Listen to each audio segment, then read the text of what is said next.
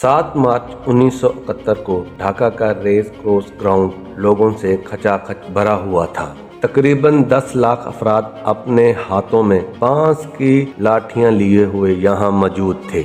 लाठियां लेने का मकसद किसी मुमकिना हमले से बचाव की तैयारी नहीं था, बल्कि ये मज़ाहमत का इशारा था। मजमे की तरफ से आज़ादी के हक में नारे थमने का नाम नहीं ले रहे थे, जबकि इस दौरान एक फौजी हेलीकॉप्टर जायजा लेने के लिए ऊपर फ़ज़ा में महवे परवाज था। वफाक की जानब से जारी करदा एक हुक्म की खिलाफ वर्जी करते हुए रेडियो पाकिस्तान का ढाका स्टेशन मशरकी पाकिस्तान में शेख मुजीब की तकरीर को बराह रास्त नशर करने की हतमी तैयारी कर रहा था। शेख मुजीब ने मजमे से खिताब करना शुरू किया। दर हकीकत ये महज एक सियासी तकरीर नहीं थी, बल्कि पाकिस्तान में फौजी हुक्मरानी के खिलाफ एक खुला चैलेंज था। बाद अज़ां इस तकरीर को बड़े सगीर में सियासी रहनुमाओं की जानब से की जाने वाली तकरीरों में बड़ा मुकाम हासिल हुआ। इस तकरीर के चंद रोज बाद पाकिस्तान के सदर यहिया खान इस मसले का सियासी हल तलाश करने ढाका पहुँच गए। फौरी तौर पर ऐसे इशारे मिल रहे थे कि यहिया खान मशरकी पाकिस्तान के अवाम के इक़्तिदार के हवाले करने के मुतालबे को मुस्तरद करने जा रहे हैं। 23 मार्च को जब शेख मुजीब सदर यहिया से बात करने सदर की रैशगाह गए तो उनकी गाड़ी पर बांग्लादेश का झंडा लगा हुआ था। वो ये जाहिर करना चाह रहे थे कि वो एक आज़ाद बंगाली रियासत के रहनुमा बन गए हैं। 25 मार्च की शाम तक ये खबरें फैलना शुरू हो गई कि सदर यहिया खान अपने वफ्द के हमरा ढाका से वापस पाकिस्तान आ गए हैं, जिसके बाद रात 11:30 बजे ऑपरेशन सर्च लाइट शुरू हो चुका था। सैयद बदरुल हसन अपनी किताब में लिखते हैं कि शेख मुजीब की बड़ी बेटी हसीना वाजिद ने उन्हें बताया कि फौज की जानब से गोली चलने की आवाज़ सुनते ही शेख मुजीब ने एक वायरलेस पैगाम भेजा कि बांग्लादेश की आज़ादी का ऐलान किया। शेख मुजीब ने कहा कि मैं बांग्लादेश के लोगों से मुतालबा करता हूँ कि वो जहाँ कहीं भी हों और जो कुछ भी उनके हाथ में है उसके साथ फौज के खिलाफ मुज़ाहमत करें। आपकी लड़ाई उस वक्त तक जारी रहनी चाहिए जब तक पाकिस्तानी फौज के हर सिपाही को बांग्लादेश की सरजमीन से बेदखल नहीं कर दिया जाता। उसी रात 1 बजे के करीब पाकिस्तानी फौज के चंद अहलकार शेख मुजीब के घर बत्ती धान मंडी पहुंचे, जहां शेख मुजीब उनका पहले से इंतजार कर रहे थे। फौजियों ने गोलियां बरसाना शुरू कर दी। एक मुकामी सिक्योरिटी गार्ड जो दरवाजे पर सिक्योरिटी की देखभाल कर रहा था, उसको भी गोली लगी और वो मौके पर ही दम तोड़ गया। एक फौजी अफसर ने लाउड स्पीकर पर ऐलान किया कि शेख मुजीब हथियार डाल दें। थोड़ी देर बाद शेख मुजीब नीचे आ गए, जहां सिपाहियों ने उन्हें जीप में बिठाया और चले गए। शेख मुजीब को गिरफ्तार करने वाली टीम के इंचार्ज ने वायरलेस पर पैगाम भेजा कि पिंजरे में बड़ा परिंदा छोटा परिंदा उड़ गया।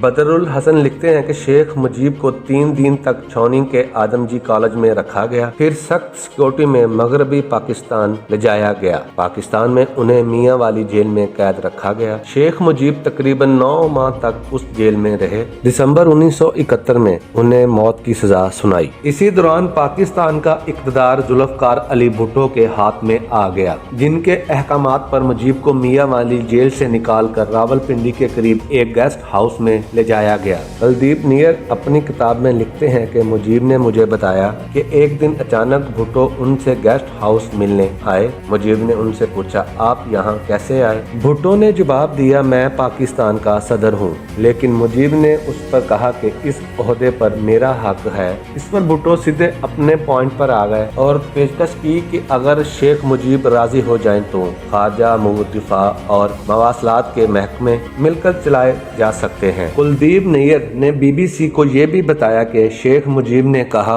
कि इस वक्त मैं आपकी तहवील में हूँ। मेरे लिए अपने लोगों से मशवरा किए बगैर कोई वादा करना मुमकिन नहीं होगा। बांग्लादेश के साबिक वजीर खारजा डॉक्टर कमाल हुसैन, जो उस वक्त शेख मुजीब के साथ पाकिस्तानी जेल में थे, वो भी इसकी तस्दीक करते हैं। उन्होंने बताया कि भुट्टो आखिरी दम तक शेख मुजीब पर पाकिस्तान के साथ किसी न किसी तरह के ताल्लुकात कायम रखने के लिए दबाव डालते रहे। जिस दिन शेख को रिहा किया जाना था और वो लंदन जाने वाले थे, भुट्टो ने कहा वो एक दिन मजीद क्याम करें, क्योंकि अगले दिन शाह ईरान आ रहे थे और वो उनसे मिलना चाहते थे। शेख समझ गया कि वो शाह आराम से उन पर दबाव डलवाना चाहते हैं। इस पर शेख मुजीब ने कहा कि उन्हें भुट्टो की तजवीज़ कबूल नहीं, और ये कि उन्हें गेस्ट हाउस से दोबारा जेल भेजा जा सकता है। 7 जनवरी 1972 की रात भुट्टो खुद मुजीब और कमाल हुसैन को छोड़ने रावलपिंडी के चकलाला एयरपोर्ट गए। उन्होंने एक लफ्ज कहे बगैर मुजीब को अलविदा किया और मुजीब ने भी पीछे मुड़कर देखे बगैर तेजी से जहाज की सीढ़ियां चढ़ गए।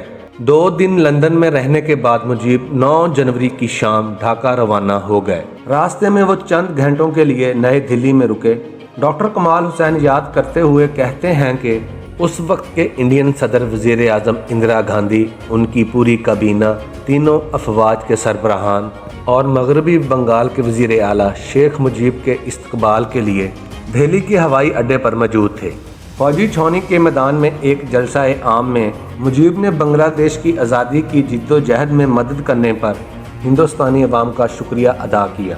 शेख मुजीब ने अंग्रेज़ी में तकरीर शुरू की, लेकिन उस वक्त स्टेज पर मौजूद इंदिरा गांधी ने उनसे बंगाली ज़ुबान में तकरीर करने की दरख्वास्त की। दिल्ली में 2 घंटे क़याम के बाद मुजीब जब ढाका पहुंचे तो ढाका के हवाई अड्डे पर तकरीबन 10 लाख लोग उनके इस्तकबाल के लिए मौजूद थे।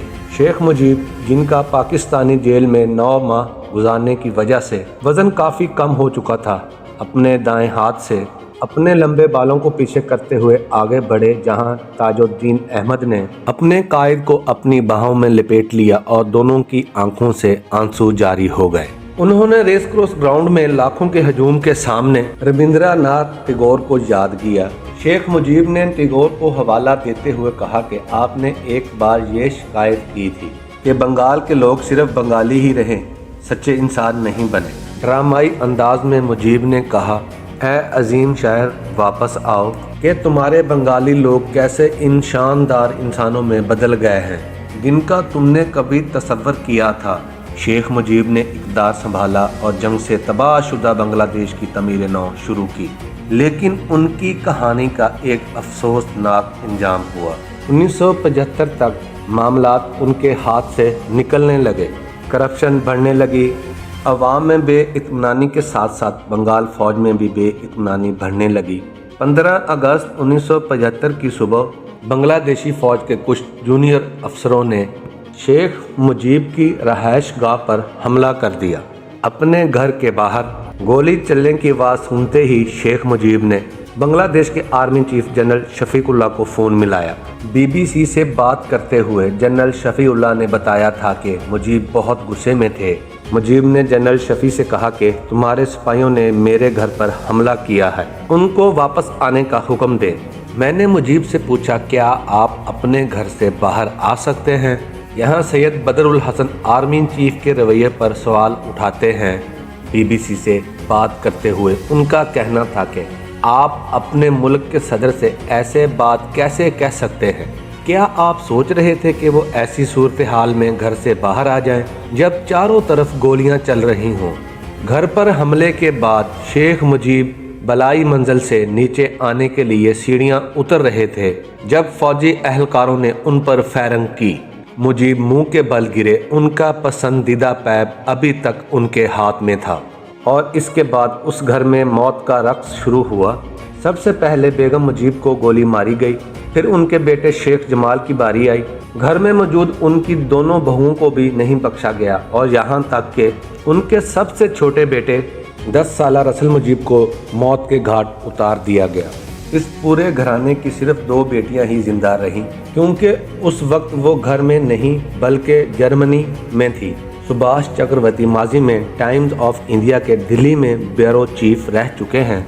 उन्होंने BBC को बताया कि बांग्लादेश में हिंदुस्तान के उस वक्त के हाई कमिश्नर उनके दोस्त थे और उन्होंने ही उन्हें बताया कि उस दिन असल में शेख मुजीब के घर में क्या हुआ था। उन्होंने कहा कि जब ये लोग मुजीब के घर में दाखिल हुए तो वो कमरे से बाहर निकल आए। उन्हें लगा कि वो गलती से उनके घर में दाखिल हो गए हैं। उन्हें अंदाजा नहीं था कि वो उन्हें मारने आए हैं। उन्हें और उनके अहले खाना को बेरहमी से मारा गया और बाद अज़ां उनकी लाशें एक फौजी ट्रक ट्रक में डाल दी गई। 16 अगस्त की सुबह फौजियों ने तमाम लाशें इकट्ठी की और शेख मुजीब के अलावा बाकी सब अहले खाना को बनानी कब्रिस्तान में एक बड़े घड़े में दफन कर दिया गया। मुजीब की मैयत को हेलीकॉप्टर के जरिए उनके आबाई गांव पहुंचाया गया। फौजियों ने इस मौके पर उनके गांव को घेरे में ले लिया ताकि लोग उनकी नमाज जनाजा में शिरकत न कर सके। फौजियों का इसरार था कि मुजीब की मैयत को जल्द से जल्द दफन किया जाए, लेकिन गांव के एक मौलाना बाजिद थे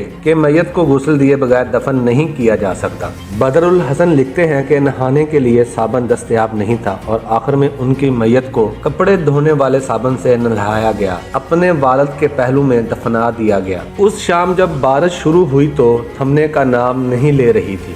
गांव के बुजुर्गों को ये कहते सुना गया कि शायद कुदरत भी इस बेदर्दी को बर्दाश्त न कर सकी जिससे मुजीब को मारा गया, लेकिन इसे सितम ज़रीफ़ी कहा जाए या कुछ और, क्योंकि उस शाम बांग्लादेश के बाबाए कौम के लिए आंसू बहाने वाले बहुत कम थे।